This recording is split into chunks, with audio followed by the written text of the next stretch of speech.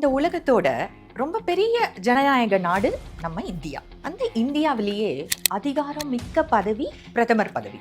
அப்படிப்பட்ட பிரதமரா இருந்த திரு வாஜ்பாய் அவர்கள் நம்ம மதுரைக்கு பக்கத்துல ஒரு சின்ன கிராமத்துல இருக்கிற ஒரு வயசான அம்மாவோட காலில் விழுந்து வணங்குறாங்க. இது அப்போ மிகப்பெரிய செய்தியாச்சு. யான் தமிழ் சேனலுக்காக நான் உங்கள் தீபா பிரதீப். பல சமுதாய நலப்பணிகளை செஞ்சுட்டு வர்ற யான் அறக்கட்டளை தமிழையும் தமிழ் பண்பாட்டையும் பரப்புறதுக்காக எந்தவித லாப நோக்கமும் இல்லாம இந்த சேனலை நடத்திட்டு வரும். திருக்குறள், பாரதியார் பாடல்கள், சங்க இலக்கியம், தொல்காப்பியம், தமிழர் மரபுன்னு இந்த சேனல்ல பல சுவையான சுவாரஸ்யமான வீடியோக்கள் இருக்கு.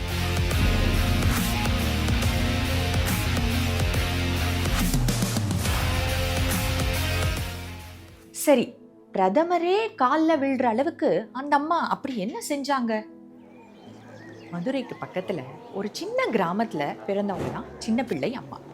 ரொம்ப ஏழ்மையான குடும்பம், சாப்பாட்டுக்கே வழி இல்லை, அதனால பள்ளிக்கூடம்லாம் போகல. சின்ன வயசுலயே கூலி வேலைக்கு போறாங்க. கல்யாணம் பண்ணி போன இடத்துலயும் ரொம்ப கஷ்டம்தான். அப்பப்ப கிடைக்கிற கூலி வேலையில குடும்பத்தை காப்பாத்திட்டு வராங்க. அந்த ஊர்ல நிறைய பேருக்கு வேலை இல்லையாம். செய்யற வேலைக்கும் சரியான சம்பளமும் கொடுக்கல. அதுலயும் பாரபட்சம் வேற. ஆம்பளைங்களை விட பெண்களுக்கு சம்பளத்தை குறைச்சிதான் கொடுத்துருக்காங்க. கஷ்டம் தாங்க முடியாம அந்த ஊர் மக்கள் என்ன பண்றாங்க, வட்டிக்கு பணம் வாங்கி அதை கட்ட முடியாத படாத பாடுபடுறாங்க.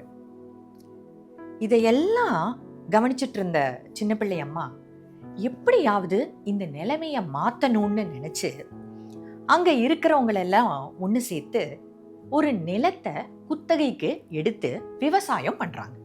அதுல வர்ற மொத்த கூலியையும் எல்லாருக்கும் பிரிச்சு கொடுக்கறாங்க.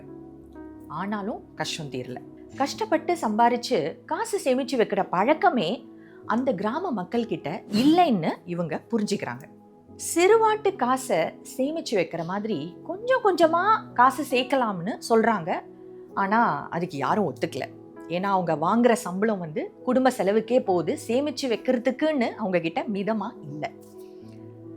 சின்ன பிள்ளை அம்மா கொஞ்சம் கொஞ்சமா அவங்களுக்கு அதை திரும்ப திரும்ப சொல்லிட்டு இருக்கவும் சில பேர் ஒத்துக்கிறாங்க. அந்த பெண்களை வச்சு களஞ்சியம் அப்படின்னு ஒரு சுய உதவி குழுவை ஆரம்பிச்சு சேமிக்க வச்சிருக்காங்க. சிறுதுளி பெரு வெள்ளம் அப்படின்னு சொல்லுவாங்க இல்லையா? கொஞ்சம் கொஞ்சமா சேமிப்பு பெருகி பலரும் கடன்ல இருந்து வெளியே வந்துட்டாங்க. சின்ன பிள்ளை அம்மாவோட சுய உதவி குழுவை பார்த்து நிறைய சுய உதவி குழுக்கள் உருவாச்சு. தமிழ்நாட்டுல மட்டும் இல்லைங்க, இந்தியா முழுக்க. இப்போ அவங்களுக்கு கிட்டத்தட்ட 85 வயசு இருக்கும். இன்னும் நிறைய கிராமங்கள் வறுமையில இருக்கு, அவங்களுக்காக வேலை பண்ணணும்னு சொல்றாங்க சின்ன பிள்ளை அம்மா. பள்ளிக்கூடத்து பக்கமே போயிடாத சின்ன பிள்ளை அம்மா சேமிப்பு பத்தியும் கிராமிய பொருளியல் பத்தியும் பேசுற வெள்ளந்தியான பேச்ச இன்னைக்கு இந்தியா முழுக்க இருக்கிற கல்லூரி, பல்கலைக்கழக மாணவ மாணவிகளும் பொருளாதார வல்லுநர்களும் ஆர்வத்தோட கேட்கிறாங்க. ஸ்திரீ புரஸ்கார் விருது, ஔவையார் விருது, பத்மஸ்ரீ விருதுன்னு இப்படி பல விருதுகள் இவருக்கு கொடுக்கப்பட்டிருக்கு.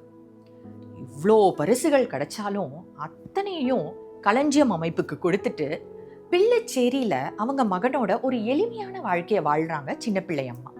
இப்ப சொல்லுங்க, நமக்கே இவங்க காலில் விழுந்து வணங்கணும்னு தோணுது இல்லையா? இதத்தான் நம்ம வள்ளுவர் நிலவரை நீள் புகழ் ஆற்றின் புலவரை போற்றாது புத்தேள் உலகு அப்படிங்கிறார். இதோட அர்த்தம் என்னன்னா, இந்த உலகத்துல நிறைய அறச்செயல்களை செய்து புகழோட வாழ்ற ஒருத்தன் இருந்து மேலுலகத்துக்கு தேவர்களோடையும் ஞானியர்களோடையும் போகும்போது அங்க இருக்கிறவங்க அந்த தேவர்களையோ ஞானியர்களையோ வணங்க மாட்டாங்களாம். அறஞ்செயல் செய்து அவனுடைய ஈகை பண்பினால் நீண்ட புகழோடு வாழ்ந்து வர்றவரைத்தான் வணங்குவாங்கன்னு சொல்றார். புத்தேள் உலகு அப்படின்ற வார்த்தைக்கு வானுலகம் அப்படிங்கிறது தான் அர்த்தம். சங்க இலக்கியங்கள்ல இந்த வார்த்தைய நிறைய கவிதைகள்ல பயன்படுத்தி இருக்காங்க.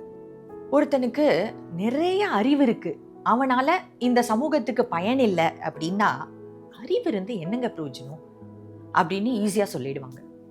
ஆனா சமூகத்துக்காக உழைக்கிறாங்க அப்படின்னா அவங்கள மாதிரி யாரால இருக்க முடியும் அப்படின்னு வியந்து பார்ப்பாங்க, ரொம்ப அவங்கள புகழ்ந்து பேசுவாங்க. இத உணர்ந்ததால தான் பாரதி ஊருக்கு உழைத்திடல் யோகம்னு பாடினார். நண்பர்களே, யான் தமிழ் சேனலோட வீடியோக்களை உங்க குடும்பத்தாருக்கும் நண்பர்களுக்கும் பகிர்ந்துக்கோங்க. உங்க வீட்டில் உள்ள குழந்தைங்களுக்கு இதுல வர்ற கதைகளையும் கருத்துக்களையும் எடுத்து சொல்லுங்க. நீங்க ஃபேமிலியோட கார்ல டிராவல் பண்ணும்போதோ நம்ம வீடியோக்கள் எல்லாம் ப்ளே பண்ணி அதை பத்தி ஒரு உரையாடல் நடத்துங்க. அரிதினும் அரிதான இனிதினும் இனிதான தமிழ் மொழியையும் நமது பண்பாட்டையும் பரப்புற அரும்பணியில எங்களுக்கு உதவுங்க. மீண்டும் ஒரு சுவாரஸ்யமான வீடியோவுடன் உங்களை சந்திக்கிறேன். இணைந்திருங்கள் யான் தமிழுடன். உயர்வாய் அறிவால். நன்றி.